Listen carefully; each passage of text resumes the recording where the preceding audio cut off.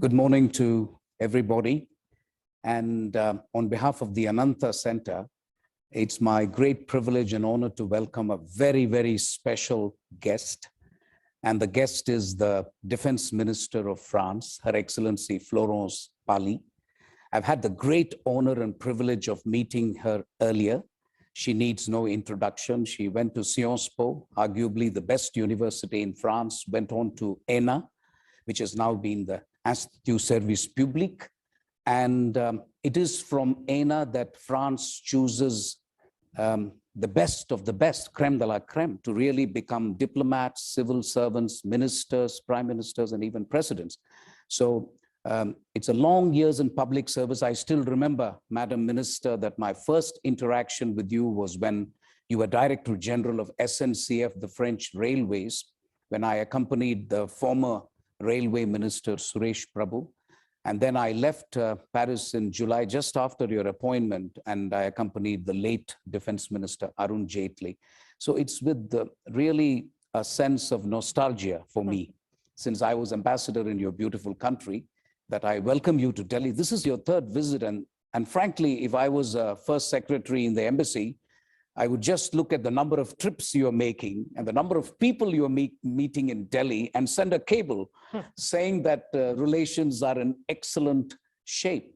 So the flow of the program, Madam Minister, if you allow me, the topic will be Indo-Pacific, since that is the flavor of the season, if you like. I happen to co-chair an Indo-European strategic dialogue co-hosted by Ananta Center and the Ministry of External Affairs, and I can confirm to you that Indo-Pacific loomed large. There are vital stakes that both France and India have in the Indo-Pacific. So if I can request you in the first instance to make your opening remarks for about 10 minutes, and then if you allow me, I'll ask you a couple of questions. And then if time permits, we will allow the audience. We have a virtual audience thanks to COVID. And those of you who are attending it virtually, don't wait. You can shoot the questions to the chat box. So without much ado, and I know that today is your main engagement day and a number of appointments, significant appointments await you. So without much ado, if I can now request you to make your opening remarks. Madam Minister, you have the floor. Thank you very much, Mr. Ambassador. Thank you. It's a pleasure to be here with you this morning, and I would like to thank the Ananta Center for this opportunity. And I would like to thank you personally, of course. And I would like to thank our host, His Excellency, the Ambassador of France to India, Mr. Emmanuel Lenain.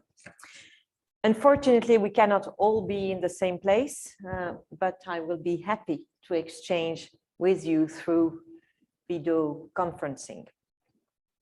Coming to India is a unique experience, a unique land of vibrant colors, impressive landscapes, and a millennium of rich history.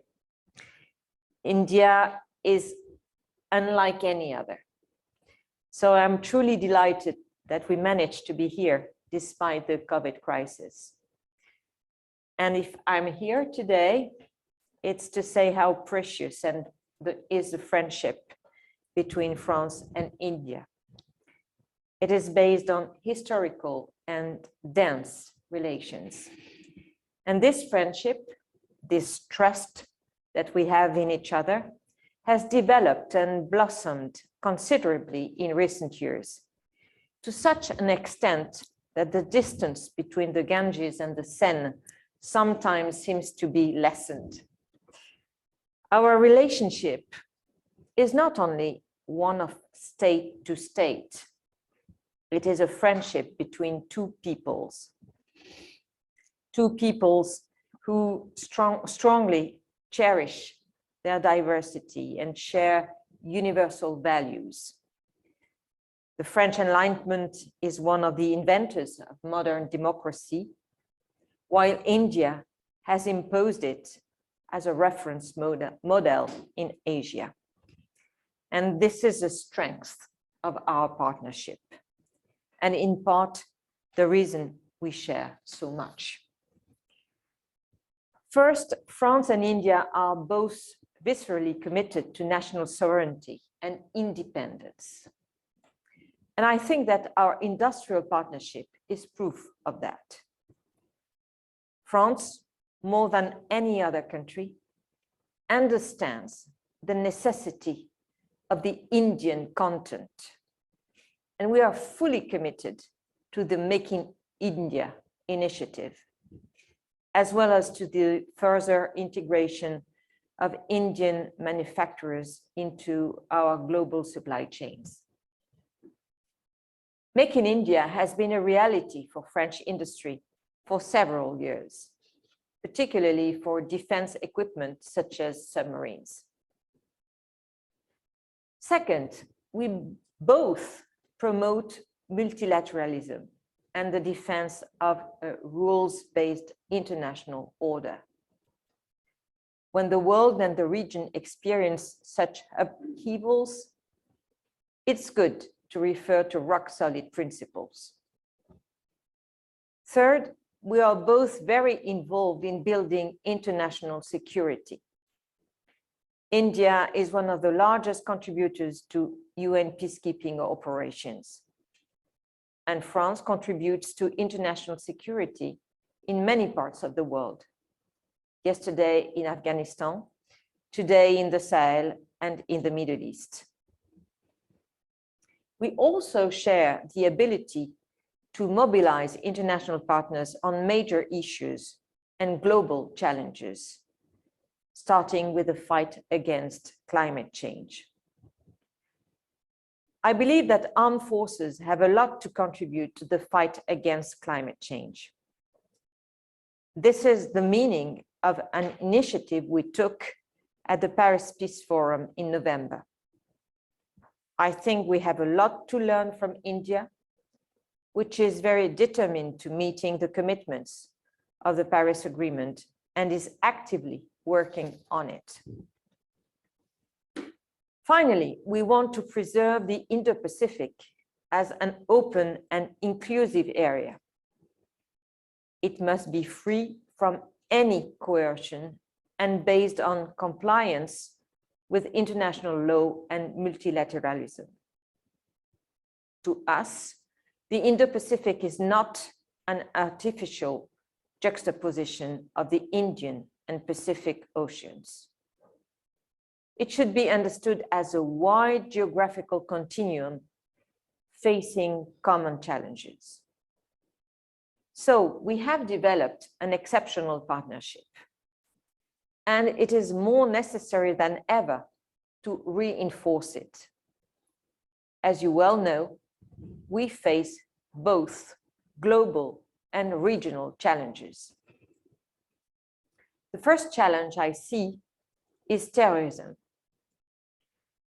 Terror has struck France and Europe repeatedly over the last few years and has not spared the Indo-Pacific, including India. This fight is not over and will continue for many years to come. The threat of attacks on our countries has not disappeared. I'm thinking in particular of the situation in Afghanistan, which is a matter of concern for both France and India. Moreover, this threat needs to be addressed in a comprehensive manner from the Levant to Africa. The second challenge I see is the respect of international maritime law.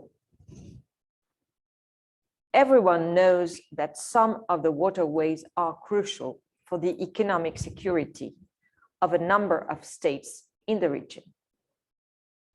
They are actually essential for the economic security of many states outside the region as well. No one should consider themselves as entitled to bypass international maritime law.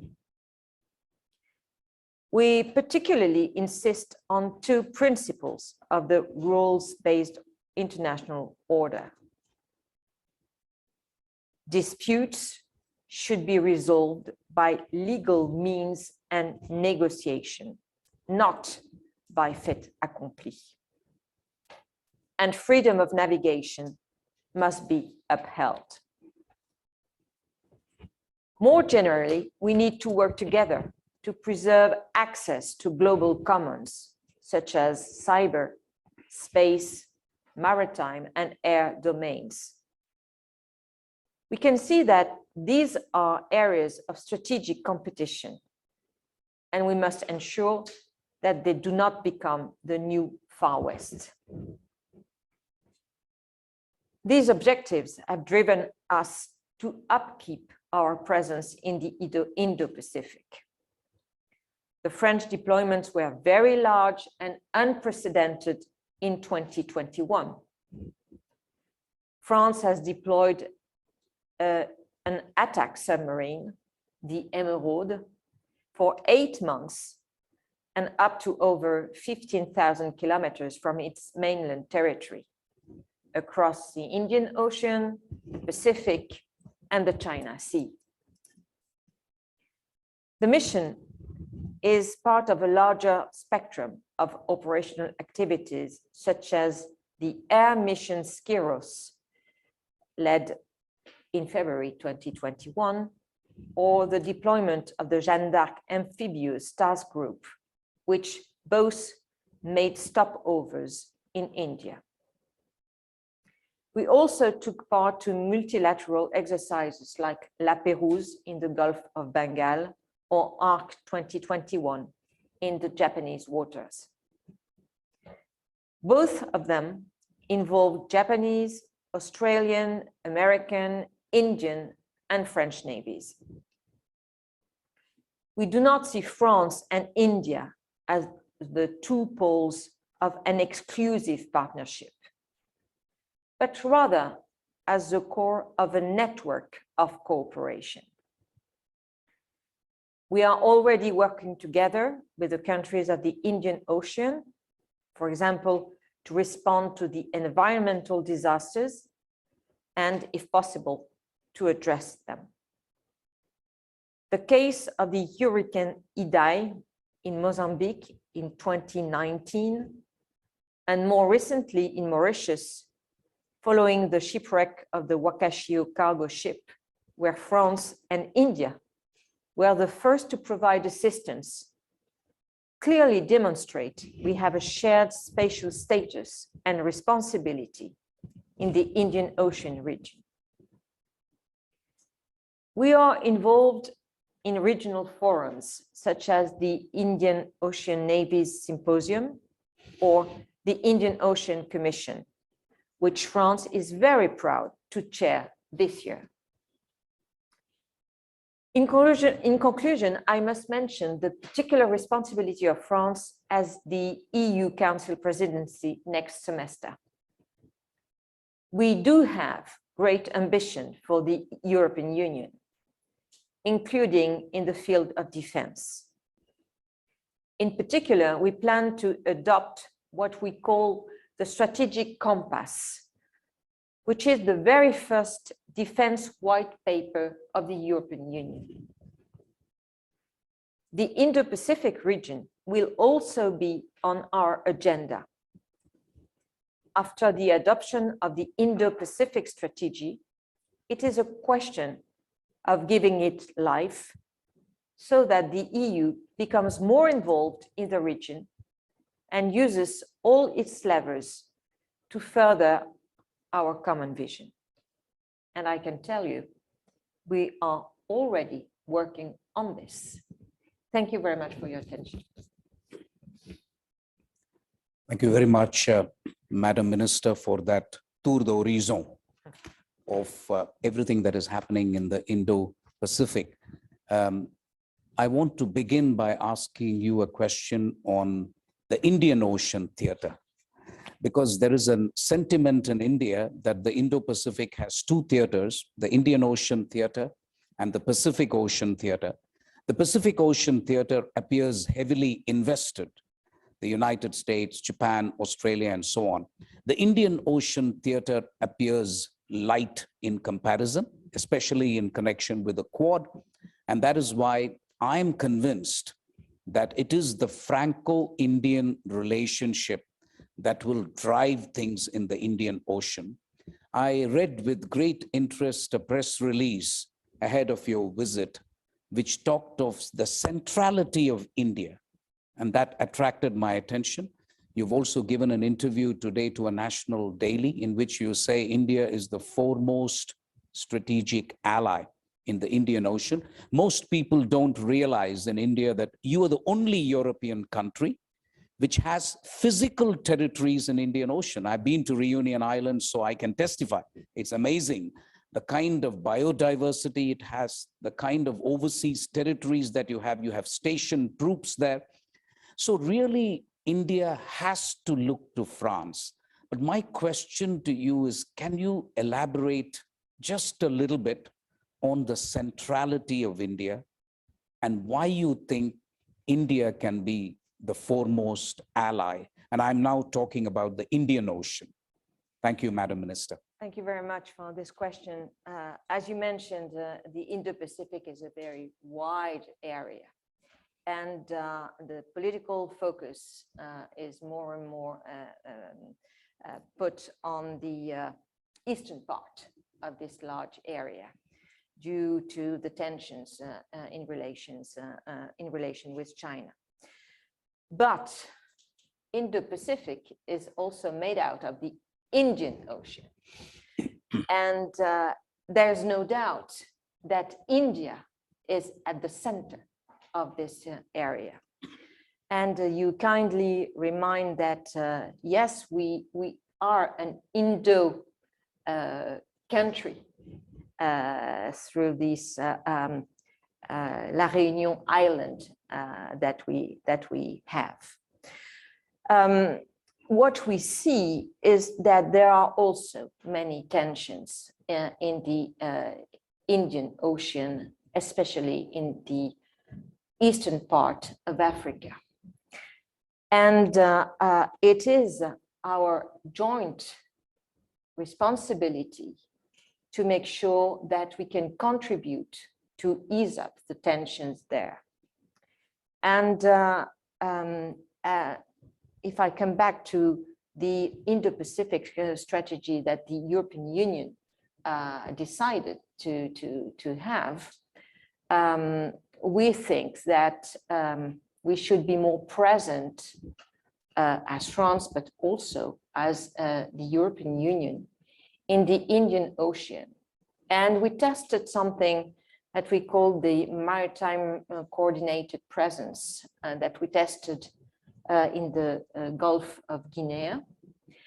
And we would like to extend this concept of having a maritime coordinated presence to the Indo-Pacific. And as a first example, we are thinking about something in the Indian part of this area, because we see that the Mozambique Canal is a very hot place to be protected. It is a place where terrorist groups are present and could put at risk commercial maritime routes, but also could spread out in other areas in the region. So yes, we see the Indian Ocean as a very important place where Europeans should be more.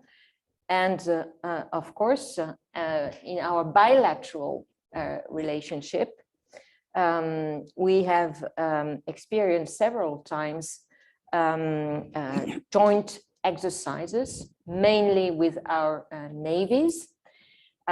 We have Varuna year after year, and we made it despite the COVID crisis, so which is an achievement. And we are eager to continue and develop this maritime cooperation. So the Indian Ocean is a very appropriate place to be together. Thank you very much, Madam Minister. If I can turn to the Pacific theater. India was a little naive about its relations with China. I say so frankly to you. It's not the official point of view. I can speak a little freely. But it seems to me that I'm curious to know how France and EU see Chinese actions in the Pacific theater, because at the end of the day, the principles on which France and India agree on Indo-Pacific in terms of the freedom of navigation, in terms of overflight capacity, in terms of even, as you rightly said, I think it was again a press release which said no hegemony in Indo-Pacific. I liked it because that is precisely the motivation for India and France. How do you do this? How do you see this from France and EU when it comes to China? Because we are all in the same situation. Maybe India is in a different situation because we have a border with them, and the border is hot between you and me. But even EU engages with China. There is a fair bit of trade and so on. So how do you do this delicate balancing act vis-a-vis China in the Pacific theater, and really try and stick to the fundamental principles which bind countries like France and India in the Indo-Pacific? As you very rightly said, it's a delicate balance that must be found. China is a major country. There are areas where cooperation can be envisaged and developed. You probably remember that China played an important role when the Paris conference about climate change happened 6 years ago. And China is, of course, a major player to implement this fight against climate change. China is also a partner for trade and commerce. But we see as well that China is getting more and more aggressive in the region. And it is even more specific when it comes to the China Sea.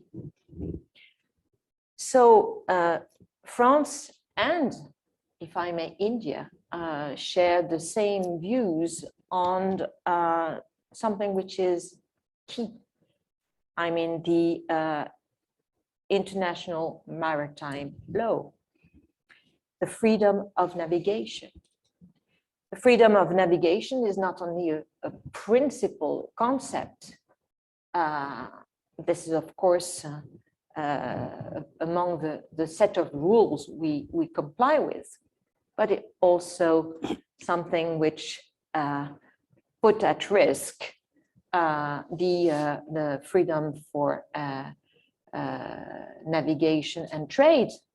And most of the goods use these lanes, maritime lanes. So these maritime lanes must remain free.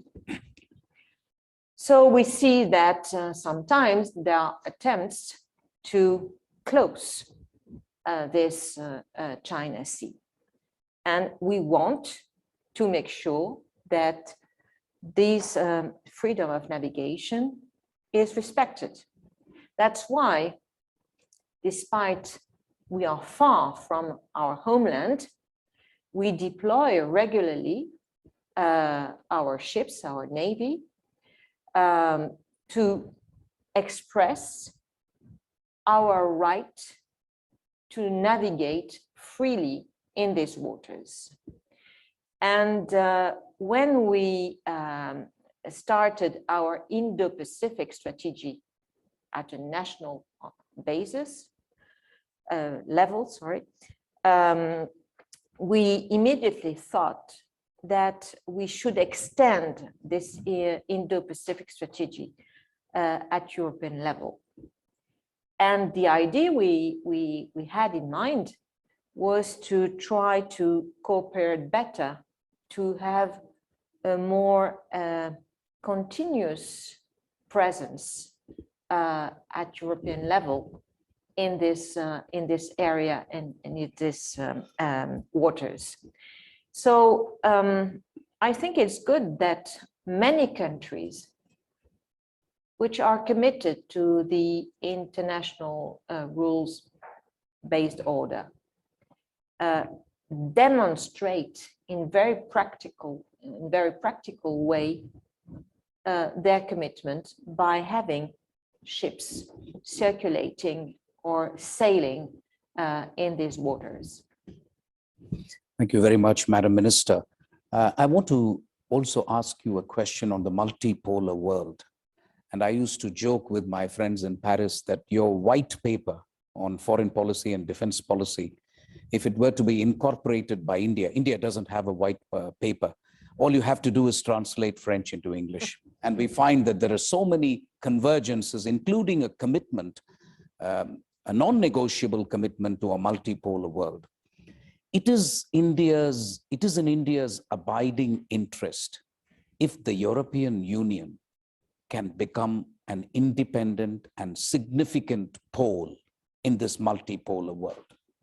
If EU has to become an independent and significant pole, it has to have a foreign defense policy and a security deterrence, a robust security deterrence. If EU has to have a security deterrence, I see only one country which can drive it. And I'm not flattering you, it's France. Because you are the permanent member, you are the one who has got the nuclear deterrent. So I want to probe you a little bit on what your plans are as you take on the presidency on 1st of January. We've got hotspots in Taiwan, we've got hotspots in Ukraine and other places. But what are your medium to long-term plans on EU becoming this independent, significant pole, as I say, with a military deterrence, which I believe is very, very significant? As you said, France will chair the EU Council as from the 1st of January next year. It is a very key moment for EU regarding its defense and security policy. It is quite a new policy. It has started a few years ago, I would say 5 or 6 years ago, and developed quite significantly. But we started from scratch. And now our responsibility will be through this strategic compass I mentioned, the white paper for the European defense, to set a higher level of ambition for the EU in this particular domain, and to make sure that we will have the right tooling to meet the ambition set. So we have made some steps along those years, as now we are able to deploy some coalitions outside of the European Union borders. For instance, the Sahel is a very good example. We are present with 10 European countries in the Sahel. And we have built up some tools to develop military capacities, equipments, and as European Union, we have also created a financial tool to subsidize the research and development in military equipments. So that's a very good starting point. And now we are working on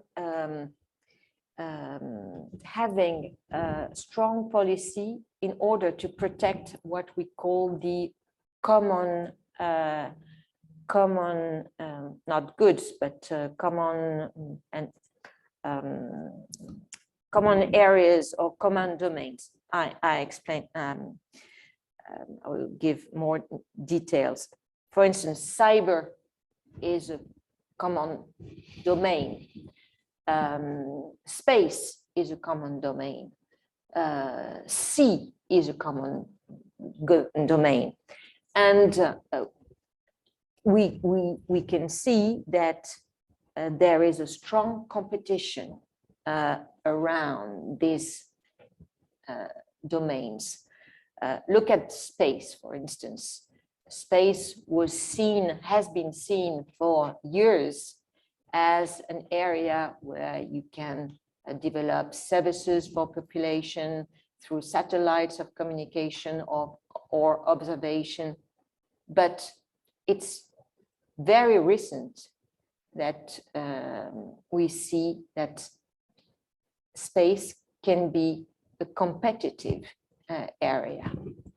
And we have seen very tough behaviors in space. When missiles strikes satellite in the space, then it creates many debris, which put at risk our satellite assets, which are in space. So we see that these commons must be protected.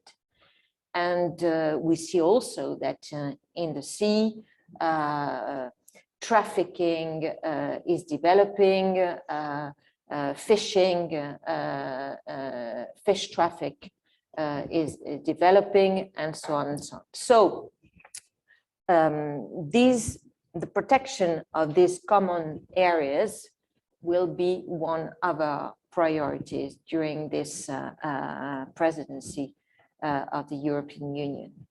I'm very interested in your concept of strategic compact, and I'm going to follow it with interest when the white paper comes out. Madam Minister, your statement has evoked a lot of interest. I'm not sure we will have time for all the questions. I'm now going to the audience, the virtual questions. One question on Rafale. They say that the Indian Air Force is extremely happy with Rafale. Can you give us more? In which terms? More details or more Rafale? More Rafale is what they mean, actually. But I don't know if there are discussions and whether you can share anything in this regard. I'm just passing on the question. So absolutely.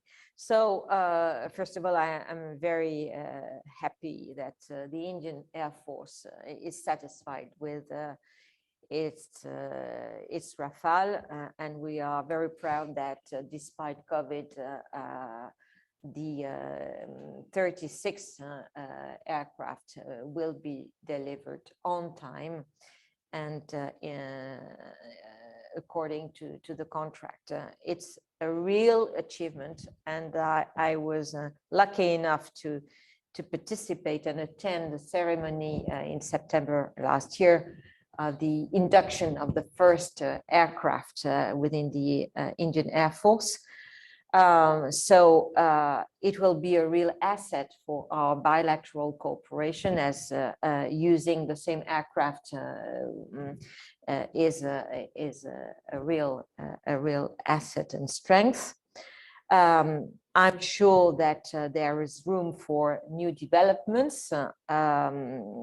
We, as France, are ready to answer any additional needs or requests that could be made by India.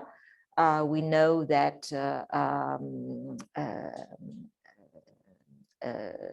aircraft carrier will be soon delivered. That aircraft are needed. So we are open and ready to provide any other Rafale if this is India's decision. I'll be remiss if I did not note that France has been a reliable strategic partner. That is the sense in India. It's largely a trouble-free strategic partnership. And I would like to point to the fact that France has stood by us. And I'm now going back several years, not just now. So I think there has been a record of France standing by India through thick and thin, and that is something we appreciate. There is a question from the foreign editor of Hindustan Times who asks, will there be an impact of AUKUS on the Indo-Pacific region and Franco-Indian relationship? No, the geography will not change. And France is an Indo-Pacific country. You reminded that we are present in the Indian Ocean with La Réunion. We are also present in the Pacific with the Polynesian Islands and the New Caledonia. We have roughly 1.6 million inhabitants in the area. So we are an Indo-Pacific country. And we want to develop a very close multilateral relationship with the neighboring countries. Of course, India is at the center of this strategy.